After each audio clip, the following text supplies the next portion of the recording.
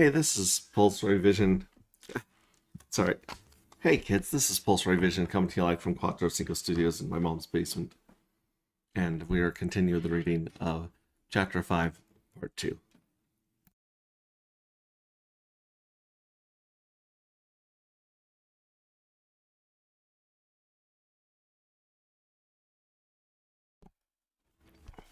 Alright, you can also read this entire book on our GitHub link inside of our Telegram channel, t.me/antigravity saga. We're going to jump back into this part right here, the ambush. Chapter 5, Part 2.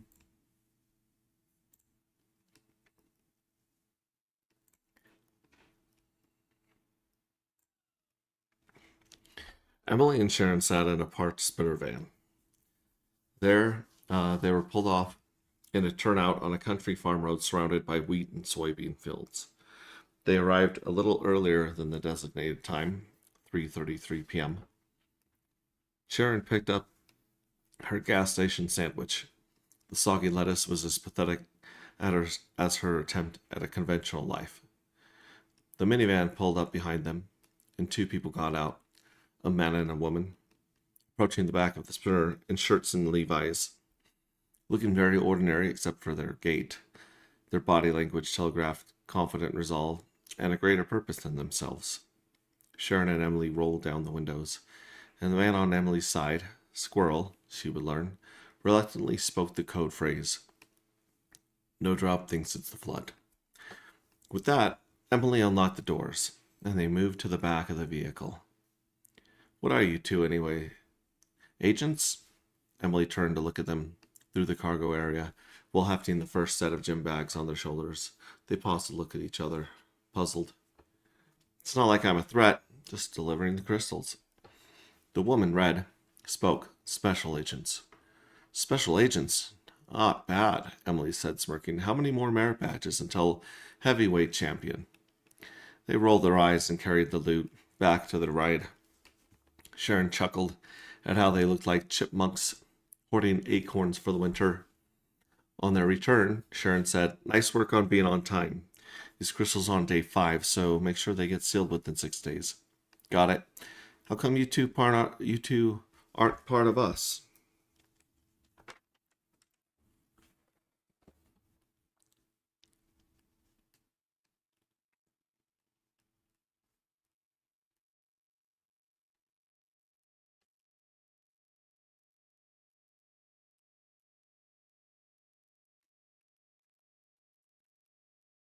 Squirrel asked with a grunt as he hefted the next bag. I'm all business, and she's just far too pretty. Emily blushed at Sharon's quip. Before Sharon closed the van doors, Emily reached out into the inside pocket of her jacket and produced a small drive. Thumb size, matte black, unmarked. She set it in Sharon's palm without a word. Sharon turned to Squirrel. This goes directly to your comms lead. Not the holding unit, directly. He looked at it, understood. Sharon placed it in Squirrel's hand with more deliberateness than she used with any of the crystal bags. He tucked it into his chest pocket and zipped it closed. Speaking of business, you have something for me. After placing the last bag in the minivan, Squirrel went to the glove box and grabbed an envelope. Here you are, ma'am. Ma'am? Sharon said, what am I, 50? Squirrel shook his head, not wanting to engage. Thank you for your help with the fight. They shut the doors to Sharon and Emily's vehicle and returned to theirs. They skidded as they flipped across the gravel onto the paved road and were soon gone. After returning the van to an indoor parking lot as instructed, Emily and Sharon walked a couple of blocks to the train station and sank down into the mundane rhythm of life. Trains, cold, hard, still seats, marred with remnants of old gum and grime, made Emily long for the familiar comforts of her brother's cabin, albeit equally stained. As the train clattered along, Emily spotted a collective droplet sprayed across the passing walls. 3, then 5, then a whole row of them under an overpass. We're doomed to sit on same seats, Emily said, her face twisted in distaste. They could at least be comfortable. Behind them, an elderly couple sat in stark contrast to their discomfort, their hands intertwined, surrounded by reusable grocery bags. The man's derby hat and checkered green vest painted a picture of quiet contentment. His companion's headscarf added a splash of color to the austere surroundings. Grimholm had been in a briefing room once, 2 years ago, before any of this, when Taylor Glenn had talked past him mid-sentence to address the man at the end of the table. Greenbaum had been saying something about a procurement timeline. Taylor had not waited for him to finish. Vance Black, sitting across the room with his feet on the chair in front of him, had not intervened. Nobody had. Greenbaum had absorbed it. He'd straightened his jacket and acted like it didn't happen. He had been absorbing things like that for years. Being looked through, being talked past, being dismissed in rooms where other men sweated and he was the one mopping up after. The humiliation calcified. It always does. The train slowed, and the doors opened to admit a new passenger, a man whose presence was immediately disconcerting. Dressed in a black sport coat that hung on his thin frame and a white dress shirt tucked in into slightly askew pants, he fixed his gaze on Emily and Sharon. His approach was deliberate, and he chose a seat directly across from Sharon in a train car that offered many alternatives. Sharon quickly identified the outline of a concealed weapon beneath his coat. As the train jolted back into motion, the man wasted no time. "I'm here to escort you to the Federal Council immediately," he declared, presenting his ID badge. "Ryan Greenbaum, Federal Council, please." Sharon read the badge without touching it.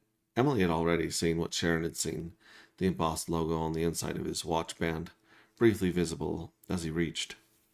She had seen the same logo 2 days ago on a lanyard at the conference hotel.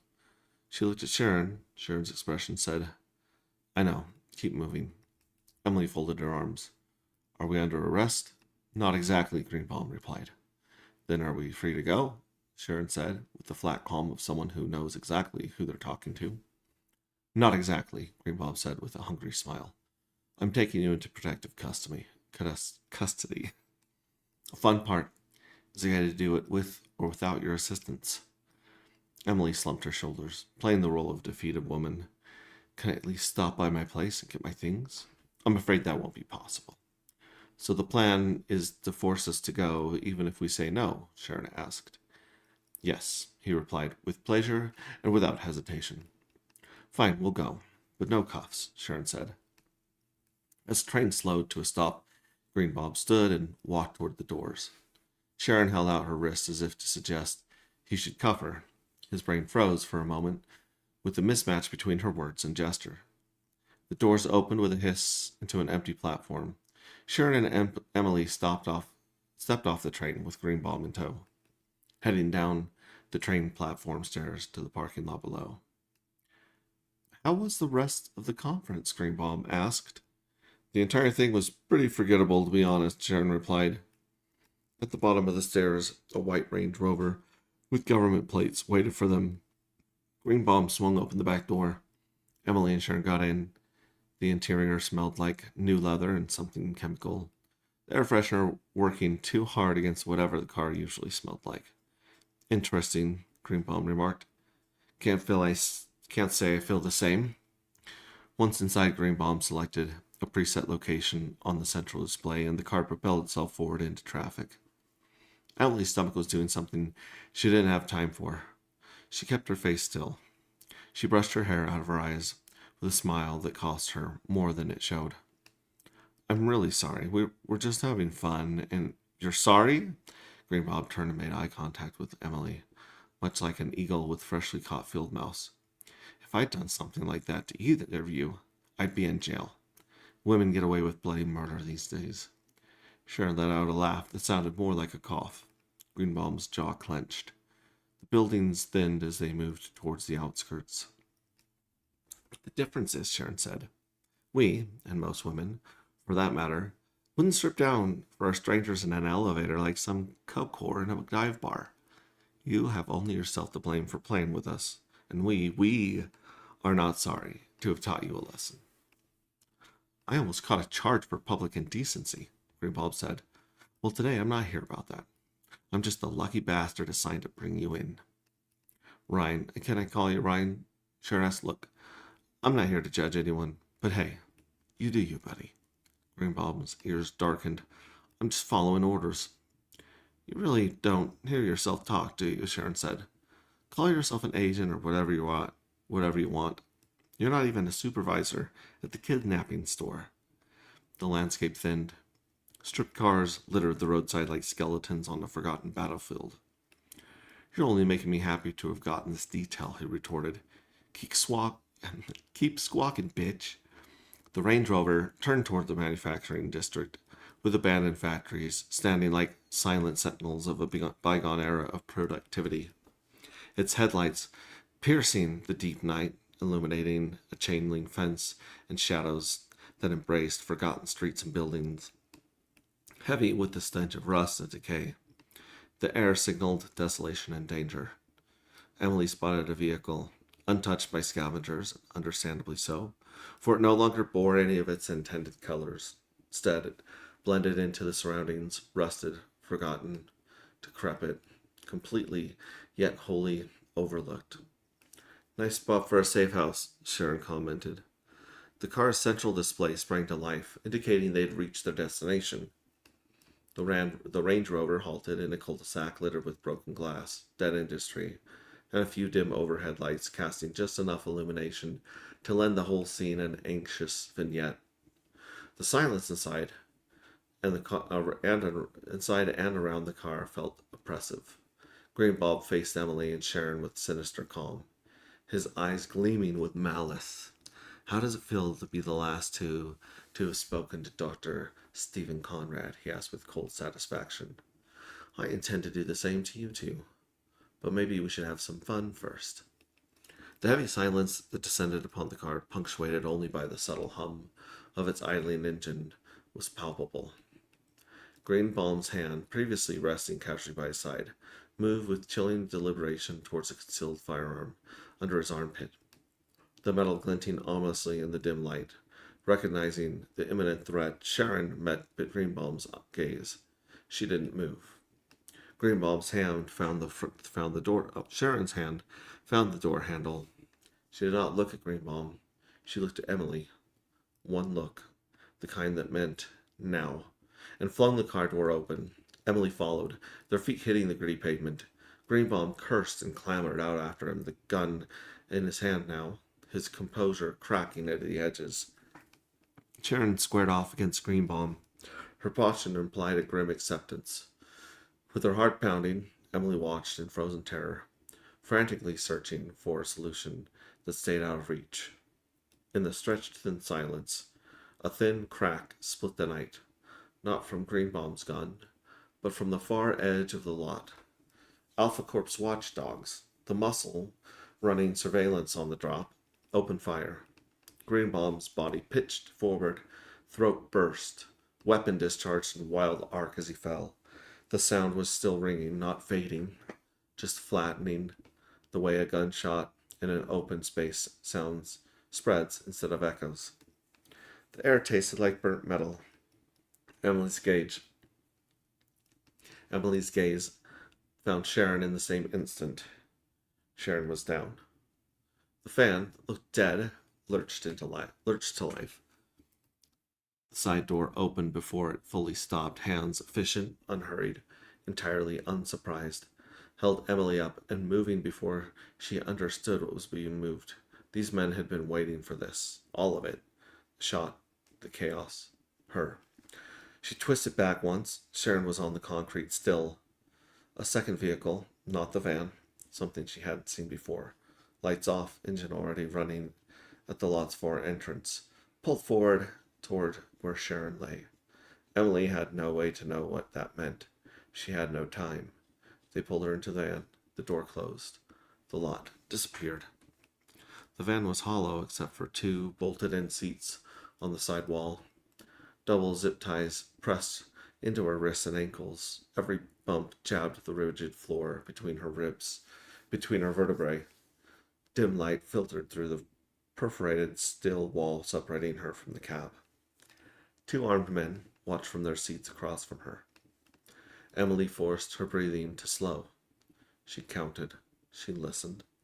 A car horn outside. The muffled drone of traffic. She was still in a city. After what might have been an hour, the van's angle lifted upward. One of the men pulled a knife from his boot and cut the zip ties. Walk. A hand on her shoulder guided her through a parking garage into an elevator, down a corridor that smelled like antiseptic and hummed with fluorescent light. Door after door, all identical. They stopped at one, keys jingling. The door opened. They pushed her inside. The lock clicked behind her. Emily stood in the room. The walls were bare. She was alone. She cried. She let herself. Then she stopped because stopping was the only thing she had left that was hers. The key scraped the lock. The orders were executed to the letter. The man's words barely cut through the thick air. She's here as requested. My orders and your execution diverged vastly. Leave us, Rachel commanded. Her authority was unquestionable. Once the door clicked shut behind him, leaving them in a bubble of forced intimacy. Emily, I'm Rachel Vase. Her voice was steady, but her jaw was tight. Emily recognized the face from public feeds. Alpha's preferred correspondent, the one they called when they needed someone credible to explain why the shortage wasn't their fault, why the timeline kept moving, why patience was the only reasonable position. I work for Alpha. The man who brought you here tonight was not a federal agent. He went significantly off script, and I want you to understand that Sharon was not supposed to be harmed. Sharon's dead, Emily said. Rachel did not flinch. I know. The mention of it sat in the room. Rachel took in the blood on Emily's clothes without letting her expression change. Your man going off script is what got Sharon killed, Emily said. The bullets came from Greenbaum. Greenbaum only had a gun because of your people put him in that lot. If not for those goddamn thugs, Sharon could still have talked him down. She could have talked anyone down. We stand by our commitment to make this right, Emily. Make this right? Emily said, do you have a time machine? A surgeon who can fill the hole in her head? Emily, don't say it. Emily said, this is going to destroy Cole. Rachel pulled up a chair and sat across from Emily without ceremony. And you want something from me? Emily asked. Emily said, we want you alive. Right now, those are the same thing. Rachel kept her voice level. Here's what I can give you. You walk out of this building tomorrow. No charges, no federal involvement, no one going near Cole. What I need is one conversation with our director and your cooperation for the next 24 hours. You don't have to believe in anything. You don't have to sign anything. You're asking me to play along. I'm asking you to survive, Rachel said. Playing along is just the method. Emily looked at her for a long moment. And Cole? Cole is what this is all about, Rachel said. The less he knows about what happened tonight, the better for him and for you. That's the deal. The silence settled. Emily looked out the door. She looked at Rachel. She was doing the math, and the math kept coming out the same. Emily, Rachel said, we just need you to stay here until tomorrow. One night. I can't stay here, Emily said. I have a life. People who... She stopped. The night's events pressed in around the sentence and finished it for her. I know, Rachel said. Tomorrow morning, you'll meet our director. His name is Marcus. After that conversation, you go home. Cole's name was the only thing that might have moved her. And Rachel hadn't used it, which meant she was either smarter than she looked or more dangerous. Emily looked at the door one more time. Fine, Emily said. But I'm not doing this for you. I'm doing this for Cole. Rachel nodded.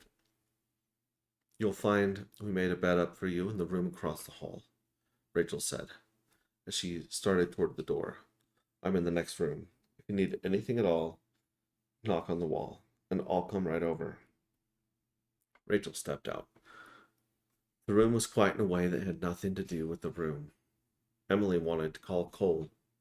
She wanted to tell Sharon what had happened, and the wanting hit the wall of the fact that Sharon wasn't there to tell. And she sat with that for a long time. When she closed her eyes, she saw the lot, the concrete, the dark stain spreading, the stars reflecting in it, cold and far away. Meridian 7, Emily Drives, I-10. Loa had a theory about Emily Nova that she delivered while running diagnostics, which was when she delivered all of her theories. The diagnostics panel ran warm. Loa worked with her compass wrist resting against the cool edge of the console, a habit she had long enough that she no longer knew what she was doing.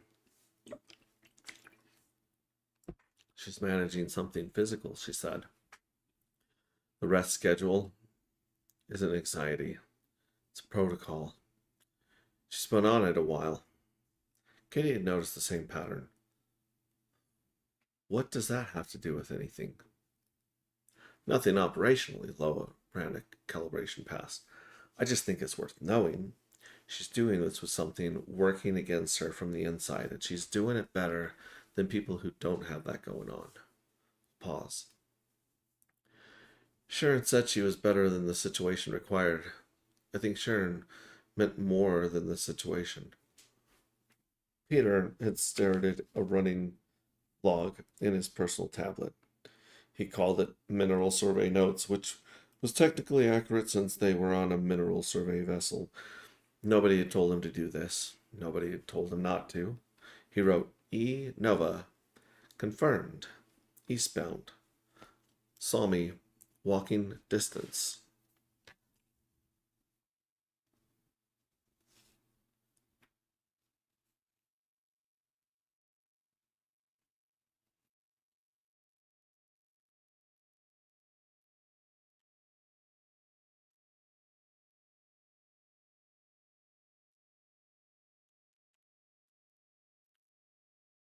Clear passage expected.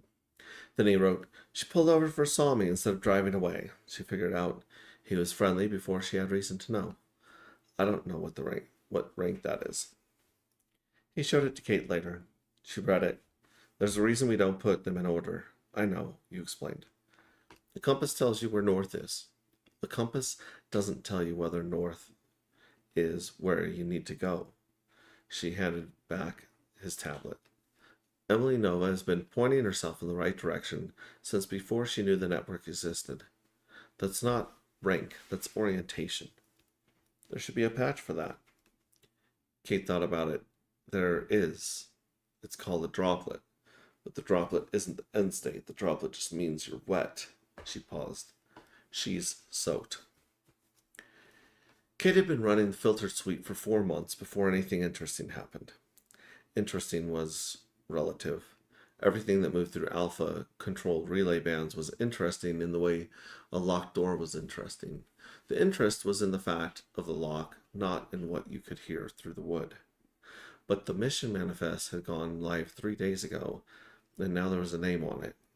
She pulled the crew file for the 4th time, read it the way she read the first 3 times, looking for something she'd missed. Finding the same thing. Cole Nova, Captain, sole survivor of the Polaris incident, 5 years of voluntary isolation, currently recalled to active duty by Chancellor DeMint for one final harvest run. Well, Kate said, that's a ballsy ask. Peter was at the nav station, reviewing signal logs with the focused intensity of someone who had recently received his droplet and was trying to justify the symbolism to himself. He had said the code phrase 3 times in the last week. 2 of those times there had been no reason to say it. The 3rd time he said it to the refrigerator. The viewport above the station faced the Jupiter approach band. You could see the top third of it from where Peter sat, banded, brown, and cream. The pale amber of something very old that was not going anywhere. Not beautiful, exactly, just enormous. in the patient way that made the ship feel like a parenthesis. No raindrop thinks it's a flood, he told the refrigerator. The refrigerator had not confirmed. The sweep array had been running for 4 months. It put in low harmonic in the hole that you fill in the back of your teeth when the ship was quiet, which is most of the time. Peter had asked about it in a week. Lowe had told him it was normal. He had accepted this. He had not stopped noticing it. The recycled air tasted like metal and old effort. Kate had stopped smelling it in a month, sometime in month 2. Peter, Kate said. Yeah, Kolnova is in the Golden Dawn manifest. A pause. Who's Kolnova? She turned around and asked and looked at him for a moment. A long moment. Get your patch out of wherever you've sewn it and read the briefing that came with it. Meridian 5.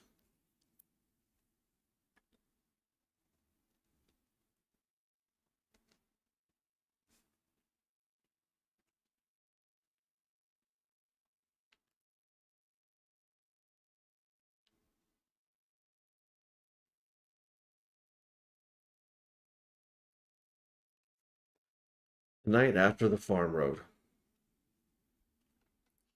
Kate had been on the Meridian for 3 years.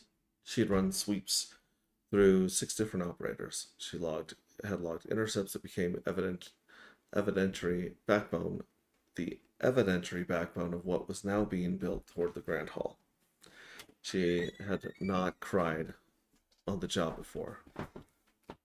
Confirmed, Theo said. He was asking. She knew he had confirmed. Sniper shot. Empty lot at the edge of the city. Sharon Tees. Not expected to survive. She stopped. Started again. Confirmed taken by Alpha vehicle. Not confirmed dead. But the augmented vessel is on its way to intercept the Golden Dawn's course. Another stop. They're going to use her.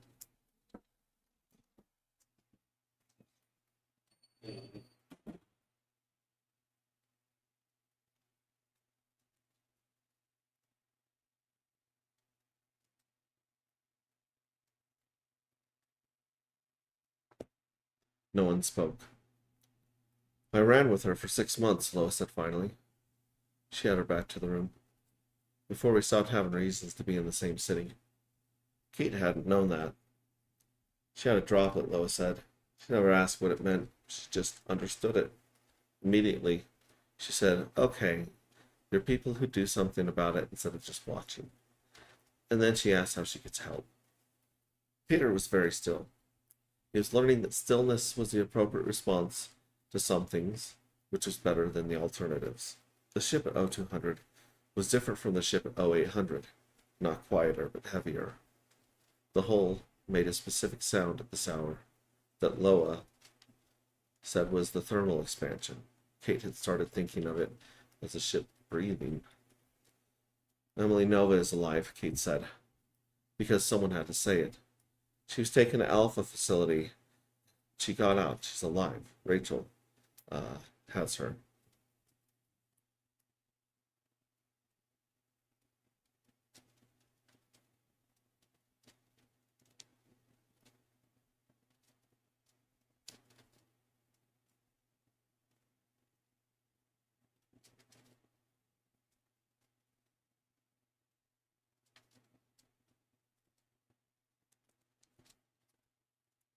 And we have something to work with, Theo said.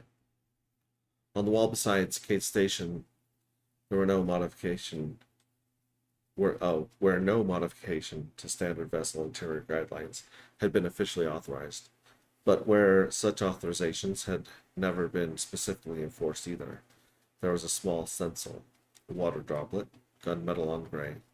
Sharon had not put it there, but the person who had put it there, had known her. Kate touched it briefly before she went back to her panel. All right. That is chapter 5. Part 2. If you guys want to know more about the crypto project on Pulse Chain, go here to agproject.io and connect your wallet. And you can buy darker matter tokens if you don't have them already and start playing the game. if you want to read more of this book on your own, without waiting for me to read it for you, go to our Telegram, t.me/anti-gravity saga. t.me/anti-gravity saga, and in the pinned messages, both in the Rings of Dust topic group and the general group, you will see that in the pinned messages, and you can read it yourself. So yeah, good evening. Peace Del signed. That's good news. Good news, good news. Good to see CryptoCat, and believe in yourself. Always great to see you too. All right, we'll see you on the next one. Ciao.